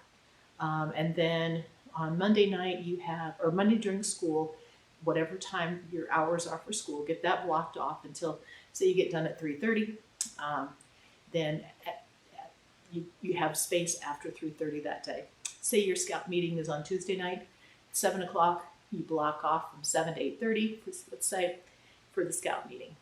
And then you have another practice after school on Wednesday. Put that in there.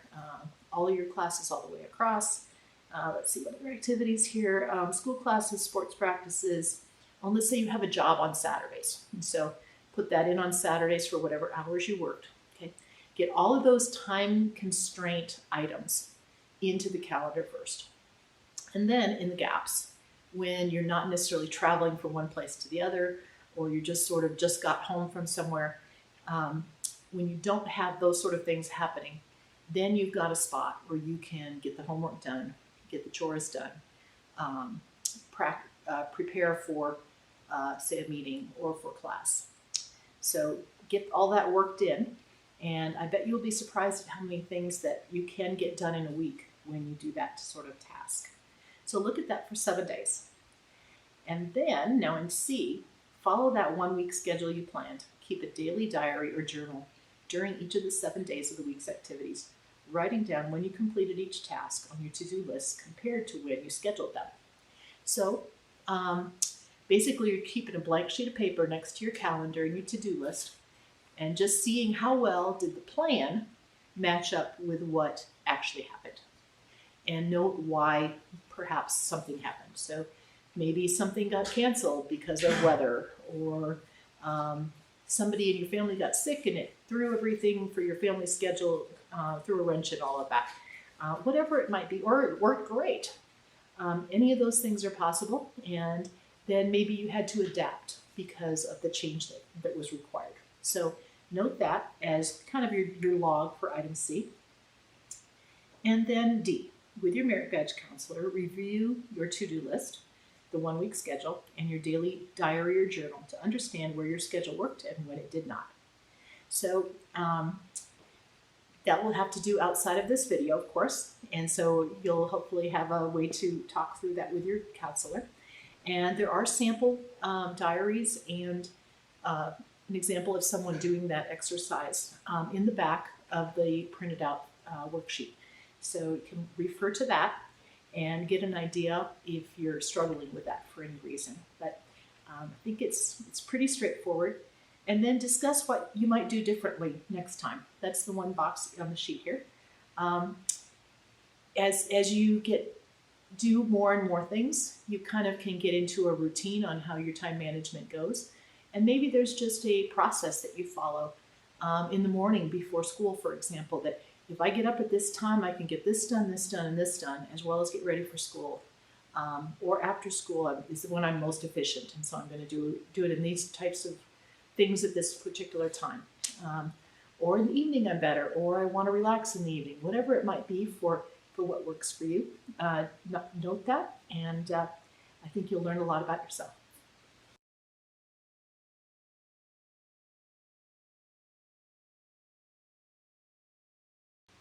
Okay, now we're ready for requirement 9 in personal management, and it says prepare a written project plan demonstrating the steps, including the desired outcome.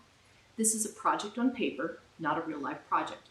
Examples could include planning a camping trip, developing a community service project, or a school or religious event, or creating an annual patrol plan with additional activities not already included in the troop annual plan. Discuss your completed plan with your merit badge counselor. All right, so let's think about what could be some good projects here. They've already given us a number of examples that we can use.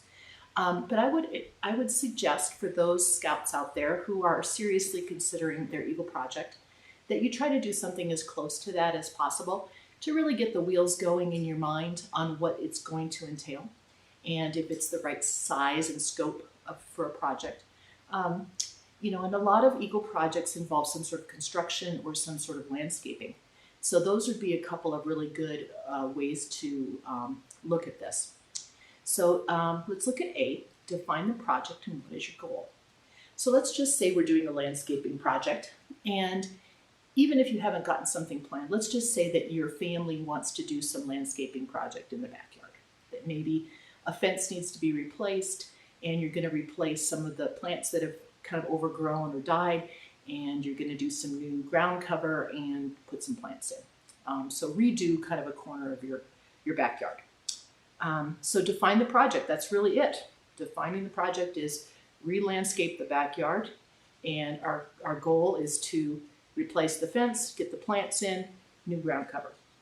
So let's look at B and C kind of together here, because I don't really like the order of this. B is develop a timeline for your project that shows the steps you must take from beginning to completion. And C is describe your project. And so part of me says, you know, we should describe the project before we determine the timeline, because that's going to basically tell us what our steps are.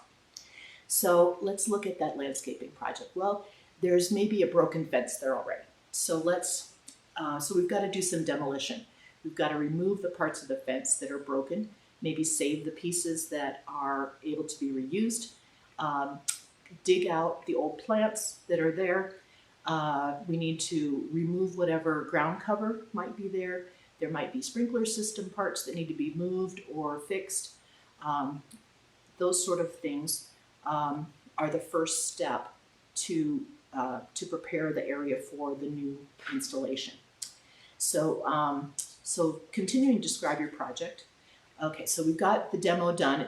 We've got kind of a clean slate now. So we need to figure out what plants are going to be going in. That's kind of probably in the design phase. We're designing the new area. Design of the fence, is it going to match what's already there? Are we going to do something different? Figuring that out. And then what is the landscape, the ground cover that we want to have? So those are some things on the design. And then there's the purchasing of the materials. And what are you going to do first? Well, maybe we should do the fence first and the sprinkler repair, and then get the plants in, get some, say some landscape fabric over the top, and say we're going to do bark or chips of wood chips, bark, or small stones. Any of those could be valuable landscape or ground covers. And so we've got to figure out what we're going to do. And then we've decided what we want to do. And then we've got to let reality set in and determine we'll be determining our budget. So let's describe our project and what we want to do. Okay, then look back at B again. Develop a timeline for your project that shows the steps you must take from beginning to completion. So we've sort of described everything. We're demoing, we're repairing, we're getting the fence put in, we're going to be buying new plants, we're going to do some mat, and then we're going to do some ground cover. So first step is, we live in a cold climate here. So it's November when I'm recording this, and let's just say we wanted to put new plants in. Well, new plants in November is a really bad idea. They will just die. And really, they're not even available. The nurseries are just kind of shut down now for the fall because it's just too cold to be putting plants in. You need to do that either in the spring or in the fall, ideally, but during the summer is okay too. It just requires maybe a little more effort on your part to keep them alive during the heat of the summer. So a landscape project like this could conceivably start in March, or you might want to start in September so that everything is in before it gets cold and snowy here. So that's a consideration for your timeline. You could start it in July, but it might not be an ideal time. Now, if you live in a warmer climate, you probably could do this sort of thing year-round. But there's probably better times and less ideal times for doing that. So that's part of your timeline considerations. And then the steps from beginning to completion. So let's just say we're going to start in late March, do the demo, have that done in 2 weeks' time. Then we're going to get our plants purchased. April's a great time to buy plants here. Get those in the ground and then get the mat over it. And let's just say by the end of May, we're going to have our whole project done. So that's the ideal timeline for what we want to do. Now, sometimes life gets in the way of that and other considerations happen. Usually May is a very busy month, and so maybe we've got some travels planned for graduation, for example, things that will impact our timeline. So those family concerns would need to be taken into consideration. And if you're looking for people to help you with your eco project, you need to consider particularly school schedules and troop schedules. If the troop has a camping trip planned for a weekend, that's going to be a problem on getting help to do your landscaping for an eco project. So those are all considerations to keep in mind for B. So we've described the project in as much detail as possible and then developed the timeline that matches for what we're capable of doing. All right, let's look at D now. Develop a list of resources. Identify how these resources will help you achieve your goal. So for a home project, we're going to need probably some assistance on the demo. Taking the fence apart probably is going to need some help maybe from siblings or parents. And then you're going to need some money to buy new materials to put in. So it's labor and materials. And so define that as best you can on what you're wanting to do. And then kind of look at that along with E. You might have a grand plan of what you want to put into this area. And if it's a large area, you probably want some trees, some bushes, maybe some flowers. Do you want annuals or perennials? All of those need to be considered because plants can get very expensive after a trip to the greenhouse or to a home store. So look at what you're wanting to do for the fence, the landscape materials, and to develop a budget. So the shopping trip is the way to do it, and reality might set in and you decide, you know what, I need to scale this back, or I'm going to do it in phases. So maybe I get the trees put in initially, and then next spring we'll do the plants and maybe some flowers and the additional landscape materials. So that really wraps up the project plan, and I hope that this starts to get the wheels turning. And then also, you're going to have some bumps in the road that you're going to run across on this. And so I would encourage you to not consider those to be catastrophic. Think of those as learning experiences for you. That it's those bumps in the road that are really going to help you mature and really learn what project management's all about. And one more thought on this, because I am encouraging you to do this as an Eagle project. Let's just think about for a moment if we're working with a beneficiary. Because for doing an Eagle project, you've got to get the people you're going to benefit on board. Your scoutmaster, your committee chair, the regional representative for scouting, who's going to sign off on your project. And that has to all happen before you do one thing for actually implementing the project. So let's just say you found a project and you found your beneficiary, and you've been talking with them, and they've got some great plan that they want done, and that seems like a good Eagle project for you. That's when communication management really comes into play. Let's just say that the beneficiary has a couple of different projects, and you need to have a meeting with those folks. So it's having a meeting. It's ideal to have an agenda. What are you trying to accomplish in your meeting? And then as you go through the steps of meeting with your beneficiary, what do they see as what's going to happen? What's their expectations, and what is your expectation on what you can actually accomplish? That really falls into the same plan here and what we talked about with the backyard project. Then, as you're having this meeting and subsequent ones as you implement your project, you've got your agenda, you're talking about the different things that need to happen, and it's really important to, at that time when you're meeting, have someone, probably you, to write down the action item and who the owner is on that particular thing. So let's just say you were doing your backyard project and you're having, let's just say, a family meeting, and you discovered that there are some utility lines in the backyard that we're going to have to dodge when we're doing the backyard landscaping. And so maybe an action item would be, hey, mom and dad, I need you to contact the utility companies or a service that is often provided in your community to be able to mark where utilities are at before any digging happens.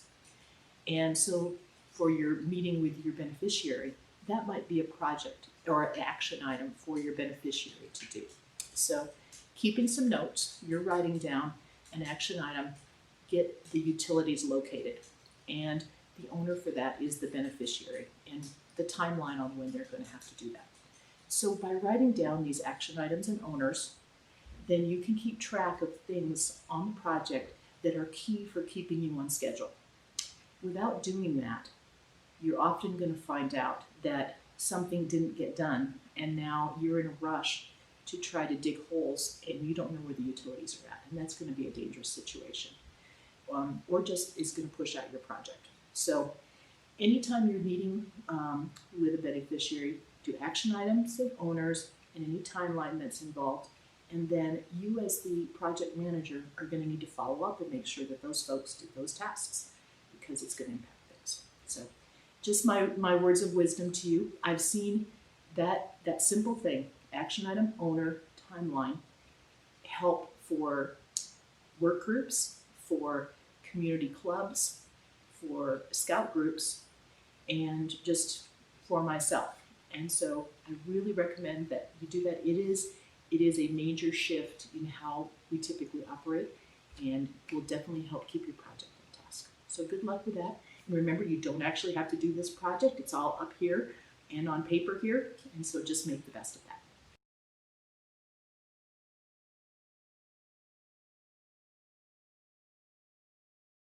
So now we're ready for requirement 10, which now we're in the area of career management. And as a high school student or even late middle school, you're probably starting to think about what you might want to do after high school's over. So this is a great question to a requirement to really consider those aspects of what you might want to do after school is done. So A is choose a career you might want to enter after high school or college graduation. So I've had a large variety of different responses on this, from being an astronaut to being an engineer to being an auto mechanic to being a diesel mechanic to doing construction to being just all sorts of different things. So what I like to suggest is, if you haven't really thought much about that yet, the first question really to consider is, are you a person who really likes to work inside or outside? Because that's going to impact your job and your satisfaction with it a great deal. If you really love being outside, having a desk job isn't probably going to be for you. So really think hard about that. And particularly for the area where you live or would like to live, what's the conditions outside? If you're going to be dealing with cold weather or really hot weather, rain, snow, wind, in a particular profession, is that something you're going to like or not? Because you want to be able to enjoy your profession. Okay, so think about the inside outside. And then if you're an outside person, do you want to be out in the field? Say you were a forestry person, and you might have to be hiking around in the forest doing studies to see what's happening there.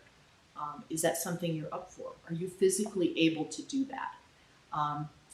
Are you a person that likes working with your hands, or do you really want to spend most of your effort thinking in your brain? Not that handwork doesn't involve your brain too, both do.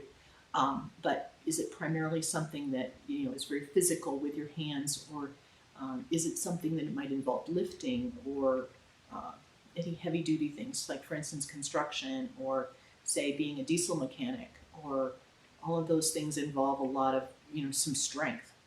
Is that something you think you can do? Or are you really more of a desk job person? Are you want to be writing code, for example, or just writing text? Do you want to be doing analysis? Is a desk job your sort of thing? Or not all desk jobs are just strictly tied to your desk, but moving around, working with other people, but being an inside. And all jobs are going to require some people skills. You can't avoid working with people. But there are jobs that are definitely better for introverts than for your extrovert types. So consider your personality, what you like to do, where you like to do it, what physically you are capable of doing. Are you somebody working with your hands? You like doing landscaping, plumbing, construction, designing, all of those sort of things. Keep those into your mind when you choose what career you want to put for A. One other thought I had about the career management in deciding inside or outside is also keep in mind the hours you might keep. For example, if you're a first responder, either a policeman, a fireman, a healthcare worker, a doctor, those folks are going to be working some long shifts and having hours that go through the night to cover the needs of people 24/7. So that's a consideration as well for what career you might be wanting to choose. And then discuss with your counselor the needed qualifications, education, skills, and experience.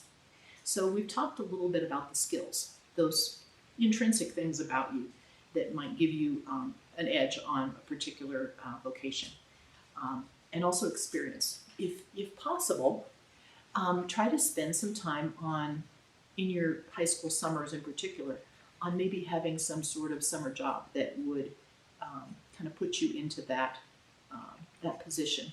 Maybe you could shadow somebody for a day or two who does the job that you're interested in, to see if that really is something that you like. And the qualifications. Say you want to be a computer designer. Do you have the math and the science skills to be able to get your engineering degree, for example? And be realistic about it.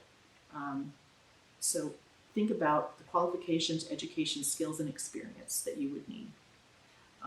And you can look online and see what type of education is needed. Is it a 2-year degree? Is it a 4-year degree? Say you want to be a medical doctor. Well, you're going to be in school for a while, because you probably have to do a 4-year undergrad, and then you're going to be in med school for a while and doing being an intern for a while. So it's going to take you a while. Or you want to be a lawyer.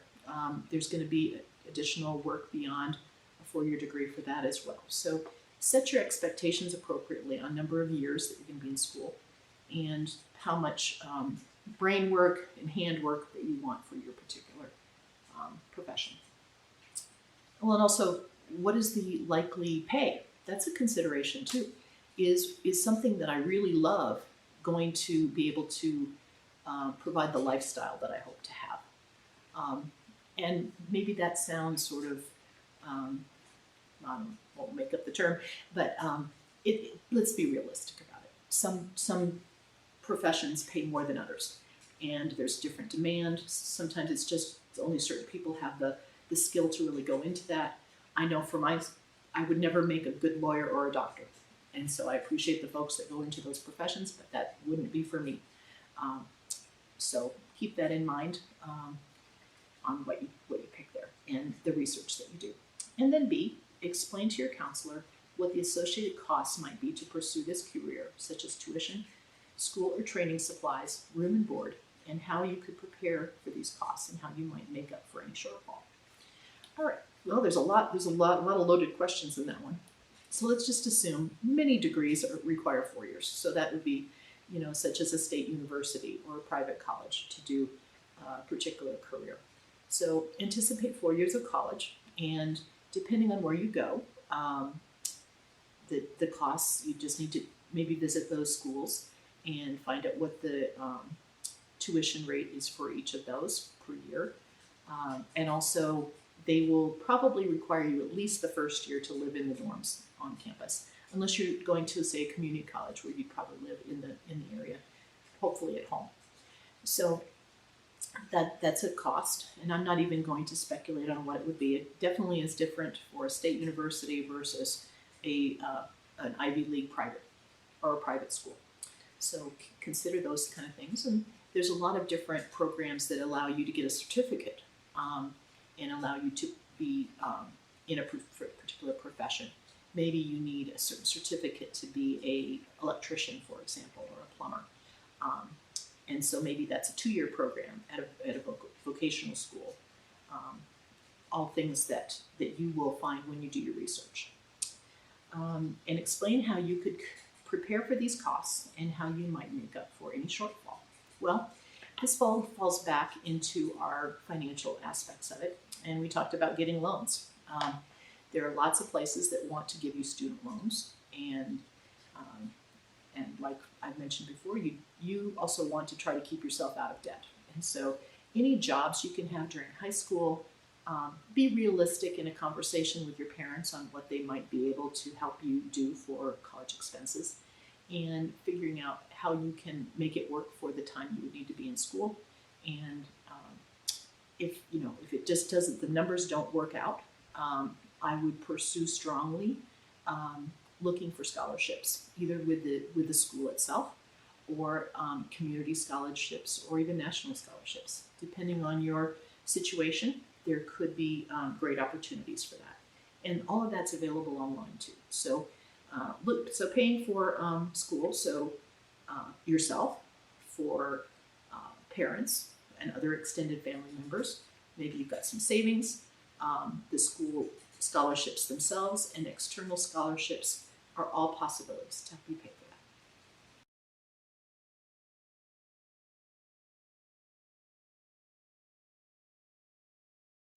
Well, we've made it through all of personal management. Thank you for sticking with me. I know this is a very long merit badge, but there's so much material in it that's so worthwhile. And I hope you realize, just as I believe, that this is a life-changing merit badge, particularly if you're able to put these sort of things in practice and adjust your behaviors for your life in a positive way. So I just have some final thoughts to share with you just as we wrap this up. I mentioned earlier about learning to cook. I strongly encourage you to use your cooking skills that you learn in your cooking merit badge. Put those into practice at home.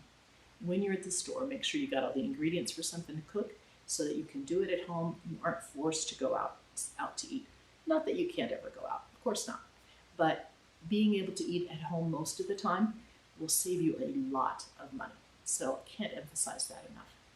Another real strong point I want to make is if you should have a credit card in the future, be sure to try to pay that credit card off every month. If you don't have self-control, just cut the darn things up. You need to be able to pay that off every month, or you're going to be paying a lot in interest. And maybe at some point you meet that special someone and you are considering getting married. Be careful before you commit so that you are at least having your eyes open wide on the money management style of that other person. Are you a saver and they're a spender? Well, there could be some conflict there. So go in with your eyes open, be aware of their money management style and your money management style, how well those work together or how they don't, and get that resolved before you commit. That's my advice. Also, you're going to have a bank account, a checking and savings account of some sort. I strongly encourage you to look at your statements every month, make sure that what the bank has included in your statement is legitimate. I've caught the bank in mistakes before, and so it's not inconceivable, and sometimes they're big. So do reconcile your accounts every month. And don't, at some point you might want to buy a house. And most likely that's going to be something that you're going to get in debt for, because very rarely does someone have enough money to buy a house outright, or a car, or starting a business. And you're going to need to get a loan to do that in some way, shape, or form. And so have that plan on getting out of debt. But maybe you want to wait a little while for it so that you can save up a little bit more before you get into that purchase. Because particularly if you're buying a house, there's something called mortgage insurance. And if you don't put down 20% towards a house purchase, they'll be charging you that mortgage insurance. So that's, so to speak, to protect the lender in case you would default on that. And so it's an extra cost. And so I would really encourage you to try to have 20% down before you buy a house, and preferably more. We talked a little bit about if you're having a meeting to have a list of action items that are recorded and owners and timelines for that is shared with those people that are in the meeting and followed up by you on making sure all that gets done is a huge thing to help you make progress on projects at home or at work or with different organizations in the community. Something else we hadn't really talked about, but let's just say your patrol leader or the senior patrol leader for your troop, or you're working with your beneficiary, and you need to leave messages for people to get something done. So let's just say you're talking to your patrol and you say you'd like to talk to someone, but maybe you don't. You have to leave a message. Make sure that you cover the who, what, where, when, why, and how aspects of your message to them. Who you are, you're the patrol leader. What you're calling about is the scout meeting, say for this next week. Why? Well, you are committed to going to scout meetings, so that's why you're calling. You're letting them know what's happening. Who, what, where, normal meeting place or something different this week. Maybe you're doing a swimming set of requirements, and so you're meeting at the pool rather than your normal meeting place. Well, that's something they would need to know. That's the where. The when. Is it the normal meeting time or is it a different meeting time? And any other how. So who, what, where, when, why, and how. Cover all of those different aspects. So it's the difference between saying, hi, this is Bob, your patrol leader, and I'm just calling about the meeting on Tuesday. Please come. Versus a message like, hi, this is Bob, your patrol leader. I'm calling my Rabbit Squirrels Patrol, reminding you we're meeting at the church at 7 p.m. on Tuesday night. Be sure to wear your uniform, bring your scout book, and then we will be doing knots and we will be doing the Family Life Merit Badge. Be prepared for those things. That's the difference between covering all those who, what, where, when, how, and why, versus just doing the minimum. Makes a big difference. So in that sense, you're pushing the ball forward to making sure that they know what they need to do before they come. The next one is we talked about the credit report, and I didn't mention this in the section, but those credit reporting agencies will give you a free copy of your credit report every year. So I would recommend every 3 to 4 months having a reminder in your calendar that says, I can get my free credit report from Experian in the month of March, and I'll do it again next March and the month March after that. And so then say in August, I have the TransUnion come up on my calendar to say I'm going to get the credit report from that credit agency, and again the next August.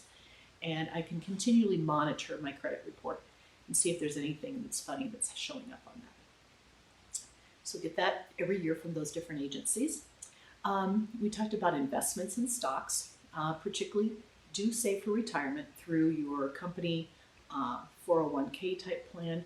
If they have a company match, make use of that. That's basically free money. But my warning to you is it's great to have some company stock. If you feel your company is doing great, invest in some of that, but don't be too heavy in it, because should things go downhill, you could lose your wealth in that account and also your job, and that would put you in a big bind. So yes, it's fine to have some company stock, but not so heavy in it that you are so dependent on the success of your company that you work for. So keep those things in mind. And also just having a diversified set of investments over time. Some stocks, some bonds, maybe some real estate, and rebalance as you see fit to keep things sort of in check that way. And then we talked in time management about using to-do lists. I strongly encourage you to do to-do lists. They keep me, that's my system for keeping track of what's going on. And it's great to have goals, but a system that regularly keeps you on track is even better. So make use of the calendar, make use of to-do lists to get the things done that you need to. And then you won't forget about that assignment or that meeting that you were going to have with someone, or just even time with friends. So do the to-do lists. Then another tip for you is I highly encourage you to get a job in high school. That will provide you amazing insight into the workforce and set appropriate expectations later in life. And I can't emphasize, even if you're busy with schoolwork, maybe you're out for a sport or two, if you can, particularly in the summers, get a summer job, get a job after school or on weekends. Even a few hours a week will make a big difference in just your perspective about work. And this is kind of a communication sort of thing, but I highly encourage you to write thank you notes. And yeah, it's fine to do a little thank you over email or maybe a thank you text, but I'm kind of old school in that, and I know my mother is, that she likes to have a thank you note from her grandchildren when she's given them a gift. And same thing for maybe you have a job opportunity and you've met with someone about that job, send them a thank you note to thank them for spending the time to look at your qualifications. It's doing something that not everyone else is doing, and that can really set you apart. And so all of these things can really set you apart by these different behaviors. And so writing thank you notes is one that I really encourage you to do as well. This one gets back to the different credit cards and debit cards, and that is keep track of that PIN. Memorize it if you can, or keep it very far from your card. Protect that PIN number for a debit card so that it isn't forgotten. And then, let's see, and then if you've got different accounts, say at a bank, this last one is, you might say, oh, I want to have an auto withdrawal every month for some service, maybe a music service or some sort of video service.